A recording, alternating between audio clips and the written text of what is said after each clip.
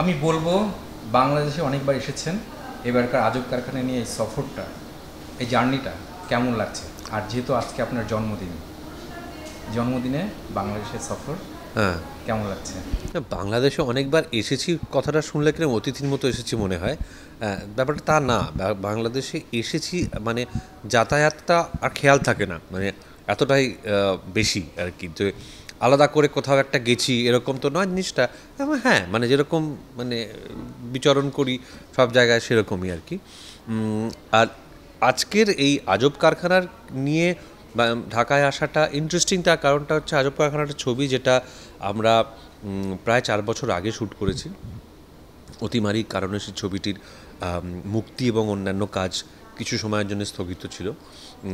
এবং আমি অত্যন্ত আনন্দিত যে ছবিটি আজকে এই সময় আবার মুক্তি পেতে চলেছে জুলাই মাসে, যেটার প্রচারের কাজে আজকে আমার এখানে আসা। এবং আমার শিডিউল এমন দাঁড়িয়েছিল যে আমার উপায় ছিল না আমার জন্মদিনের দিন ঢাকায় ট্রাভেল করা ছাড়া, আর কোনো উপায় ছিল না আর কি।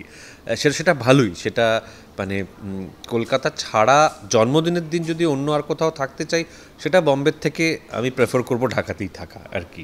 অনেকে যখন এখানে আসেন তাদের সাথে একটা আত্মিক একটা সম্পর্ক দেখা যায়, এখানে তার বাবার বাড়ি বা এখানে তার কেউ আছে, আপনার এমন কেউ? আমার অর্ধেক পরিবার এখানে, সো আমার মাসি থাকেন এই মগবাজারে। হ্যাঁ, তো আমার বন্ধুবান্ধব তো ছেড়েই দিলাম, আছেই আর কি। সরাসরি হয়তো রক্তের সম্পর্ক নয়, কিন্তু কিছু কম নয় রক্তের সম্পর্ক থেকে এরকম অগুন্তি মানুষ আছেন, কিন্তু সরাসরি রক্তের সম্পর্কও আছে। সো মানে সেটা তো বলাই বাহুল্য, ওই জন্যে বলছি তো যে ওই জন্যে ওই যে আপনি বললেন যে অনেকবার ঢাকায় এসছেন, অনেকবারটা মানে ইজ অ্যান আন্ডারস্টেটমেন্ট যাকে বলে। এই যে আজব কারখানা, যেহেতু আপনার বললেন 4 বছর আগেকার ছবি, এখনকার সময়ে রিলিজ পাচ্ছে এতদিন পর, আপনি কি মনে করেন যে এই সময়টা এটার অনুকূলে রয়েছে কিনা? এটা সত্যি বলা খুব মুশকিল। কেননা দেখুন, বড় পর্দায় গিয়ে কোভিডের পর থেকে মানুষ এক ধরনের ছবি দেখতে চাইছেন, দেখতে পাচ্ছে, সেটা আমরা সব ভাষার ছবির ক্ষেত্রেই দেখছি। আম, এখন এইটা বলা খুব মুশকিল যে এই এই বিশেষ ছবিটি একটি ধরনের ছবি, সেটি বড় পর্দায় গিয়ে মানুষ দেখবেন কি না, এই ভবিষ্যৎবাণীটা করা মানে একেবারে অসম্ভব। মানে আমি একটা উদাহরণ দিয়ে বলছি। এই কমাসও না, 1-1.5 মাস আগে পশ্চিমবাংলায় মানে একটি ছবি মুক্তি পেয়েছিল, এটা আমাদের গল্প বলে। এর প্রথমবারের পরিচালক, এবং খুব বেশি ব্যয় ছবিটি নির্মিতও নয়, এবং খুব জাঁকজমক আছে ছবিটাতে একেবারেই না। হ্যাঁ, এবং খুব সাদামাটা ছোটোখাটোভাবে মুক্তি পেয়েছিল ছবিটি। হঠাৎ ছবিটি সকলকে চমকে দিয়ে ছবিটি মারাত্মক ভালো ব্যবসা করেছে আর কি। কেউ মানে আজকে যদি তার প্রচারের সময় যদি আপনার মতো কোনো সাংবাদিক তার কলাকুশলীদের জিজ্ঞেস করতেন আপনার কি মনে হয় যে এই ছবির জন্য পরিবেশ কি অনুকূলে আছে, তিনিও কিন্তু খুব আত্মবিশ্বাসের সঙ্গে বলতে পারতেন বলে আমার মনে হয় না যে দারুণ চলবে, তা না কিন্তু সেটা বলা খুব মুশকিল জিনিসটা আর কি। আমাদের কাজ হচ্ছে যে যদি একটা বিষয়েতে, যদি একটা গল্পে, যদি একটা জার্নিতে আমরা বিশ্বাস করি, সেই জার্নিটাকে বিশ্বাসযোগ্যভাবে পেশ করা, যতটা আমাদের ক্ষমতা তাই অনুযায়ী। মানে আমাদের বলতে যারা নির্মাতা তাদের কথা বলছি, আমরা তো অভিনেতা, মানে অন্তত এই ছবির ক্ষেত্রে তো আমি শুধুই অভিনেতা।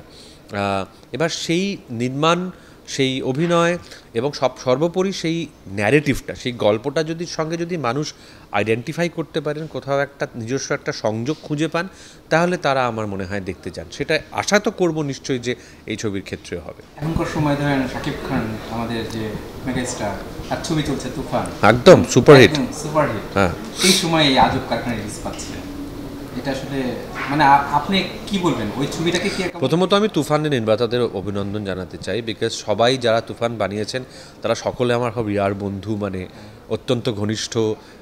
মানে ওই বাংলার SVF আছে যাদের সঙ্গে আমি নিয়মিত কাজ করি। ইনফ্যাক্ট পরশুদিন যে ছবিটা শ্যুট শেষ করেছে সেটাও ওদেরই ছবি। এই বাংলার মানে বাংলাদেশের চরকি আছে যাদের সঙ্গে আমার অত্যন্ত ঘনিষ্ঠ যোগাযোগ। আলফা আই আছে যারা আমার বহুদিনের পরিচিত। হ্যাঁ হ্যাঁ, অনেক দিনের পরিচিত, সারিয়া শাকিল। তারপর মিমি আমার মানে বন্ধু বলি, সহকর্মী বলি। চঞ্চল ভাই আছেন, নাবিলা আছে, যাদেরকে আমি চিনি। আর সাকিবকে আমি চিনি, বাট অতটা চিনি না, মানে আমাদের 2-3 বার আলাপ হয়েছে, কথা হয়েছে, ওইটুকুই আর কি। কিন্তু প্রথমত হচ্ছে যে বাণিজ্যিক মানে পুরোদস্তুর বাণিজ্যিক কমার্শিয়াল বাংলা ছবি না চললে কিন্তু আমি বারবারই এই কথাটা বলি যে আমরা যে ধরনের ছবিগুলি বানাবার চেষ্টা করি, বাণিজ্যিক বাংলা ছবি সফল না হলে আমাদের মতো ছবিগুলো হবে না কিন্তু। তার কারণ বাণিজ্যিক বাংলা ছবি হচ্ছে একটা ইন্ডাস্ট্রির ইকোনমিটাকে ধরে রাখে, অর্থনীতিটাকে ধরে রাখে। তো আমার থেকে বেশি খুশি কেউ নয় তুফান চলার ফলে আর কি। কলকাতায় যে ধরনের ছবিগুলো নির্মিত হচ্ছে বা এখনকার ধরা যে কলকাতার অবস্থা, বাংলাদেশের অবস্থা বেটার মনে হচ্ছে বক্স অফিসের নিরিখে হ্যাঁ।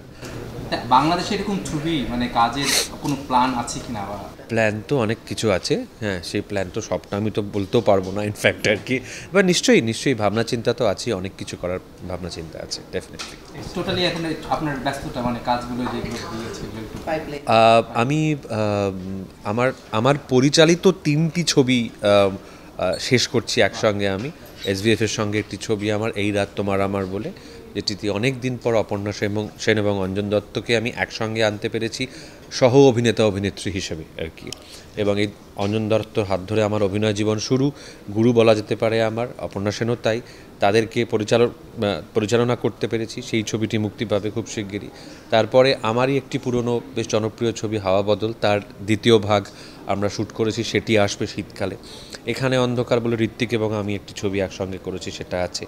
আমি এই 3টি পরিচালনার ছবির কথা বললাম। হিন্দিতে আওয়াস্তি ভার্সেস আওয়াস্তি বলে একটি ছবি আমি মুখ্য ভূমিকায় অভিনয় করেছি, সেটা মুক্তির অপেক্ষায়। গুলাবি বলে একটা ছবি শ্যুট করছি এখন, হুমা কুরেশি এবং আমি, সেইটি মুক্তি পাবে আগামী 6-7 মাসের মধ্যে। এবং বাংলাতে মানে বাংলাতে আমি জাস্ট শেষ করলাম সৃজিত মুখার্জির সাম্প্রতিক ছবিটি শ্যুট জাস্ট শেষ হলো 2 দিন আগে, যেটা বললাম সেটি আর কি। শেষের কবিতা নিয়ে তো কাল দেখা হবে, কাল কথা হবে। লালা ঠিক পাবেন। আমরা প্রথম কবিতাই চাই। ধন্যবাদ ভাই, ধন্যবাদ।